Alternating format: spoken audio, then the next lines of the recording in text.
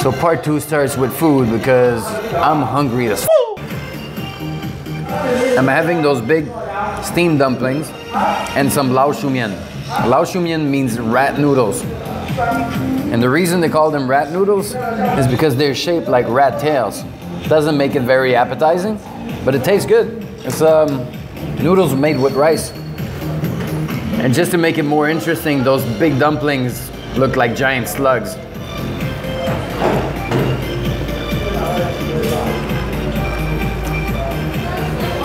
It's pretty good. It's like a mix of vegetable and meat inside. This food is actually typical for the Kajia people or Hakka people in English. It's an ethnical group that you mostly find around Guangdong, Fujian, and I think you can also find Kajia people in Taiwan and other places around China. But it's mostly in the south of China. It's very interesting, never had this before. All right, I'm full now, so time to get back on the subway.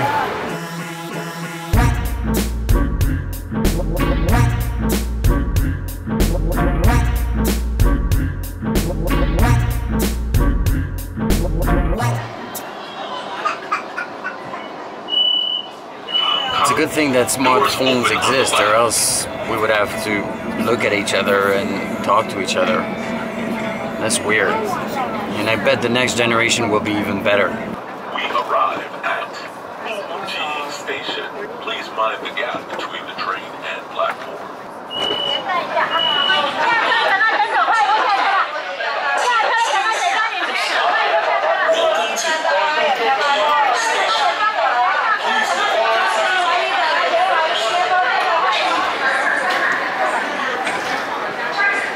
Alright, right now I'm with Frank, his new agent who's gonna show me 2 apartments today. Hopefully I'll find the lucky one.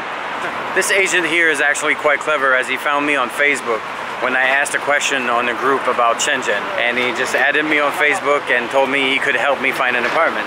It's pretty clever. Most Chinese don't have access to Facebook because it's blocked here, so he had to use a VPN. I guess it's kind of his strategy to get foreigner customers.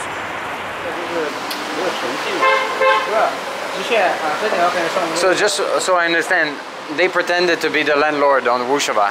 Yeah. Okay. So they post an ad on Wushaba like they're the landlord, but they're an agency. Yeah. And then. So it's like. And then when you want to see it, they say it's already rented, and they want to show you some other apartments. Yeah, yeah. I've seen this so many times. Okay. This is tricky. I don't like that. What was your plan to go? You want to have a look? What? Look at what? The other apartment. Here? Well, it depends what they have. If they have the same thing for the same price, then maybe. This one is it's more expensive. It's 3,700. Yeah, of course. That's the trick. Yeah. That's always the trick. All right, let's go. All right. So we were given the old trick. An agency posted on this Chinese website as if they were landlords this nice apartment at a cheap price. I think it was 3,200. And even on the phone with the agent Frank, they pretended to be the landlord, but when we arrived there, they're actually an agency. And it's the same thing as I've seen before. They say the apartment is not available anymore, but they can show us other apartments, which of course are more expensive.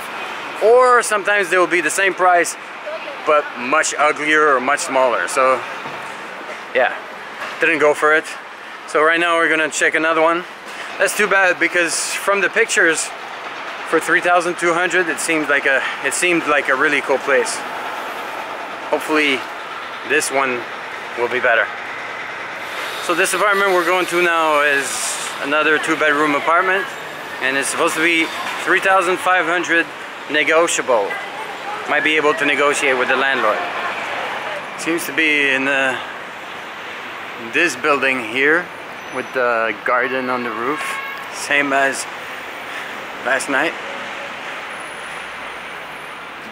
It'd be funny if it's the same apartment too, but starting at a lower rate. That would be interesting. 谢谢.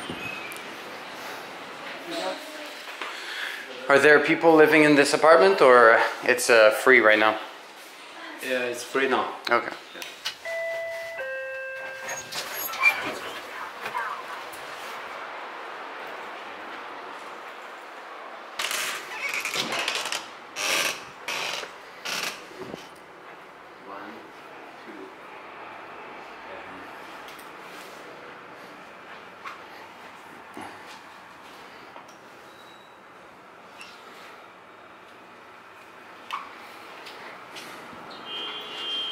Yeah, it's a little bit small.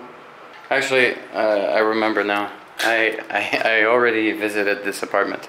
Already? Yeah, Yeah? I remember this this floor and this living Really? room. Yeah, yeah. Oh my god. Yeah, Don't like this. not so much. The decorations. Yeah, it's a little bit old and the floor is in bad shape. So here's the situation. I just had a chat with Agent Frank.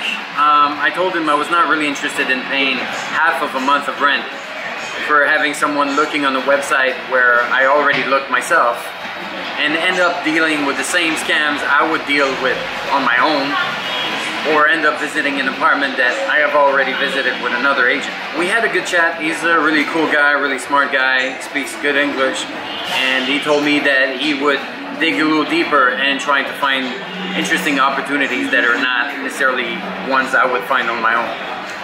So that's interesting. Meanwhile, the landlord of the last apartment I visited yesterday, the big one with the 2 large bedrooms, got back to the agent because I requested that he would lower the price, change the sink because it was nasty, and remove the bunk bed from the smaller bedroom. His counter offer was not very interesting. He didn't budge a penny on the price. He ignored my request about the sink, and he said that I could dismantle the bunk bed myself and store it on the balcony. Well, if I'm gonna pay that price and I'm gonna have a nice balcony, I don't want to have a stack of wood laying there and rotting on my balcony. So I think this option is going to be crossed out. And then the agent who made me visit the small, tiny, cozy, yet really nice apartment, she reached out to me. She told me the landlord was willing to remove the bed from the smallest room and was willing to go down 100. So from 3,300 to 3,200 without even having me asking for it. So I thought I'd ask to go down a little bit more, and so I asked for 3,100. We'll see what she says. I guess that remains the best or the most interesting option so far, even though I find the bedroom a bit too small to make a studio out of it. So anyways, we'll see.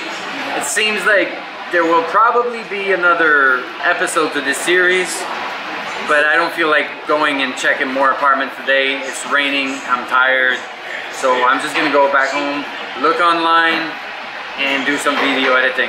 So I'll catch you in the next one.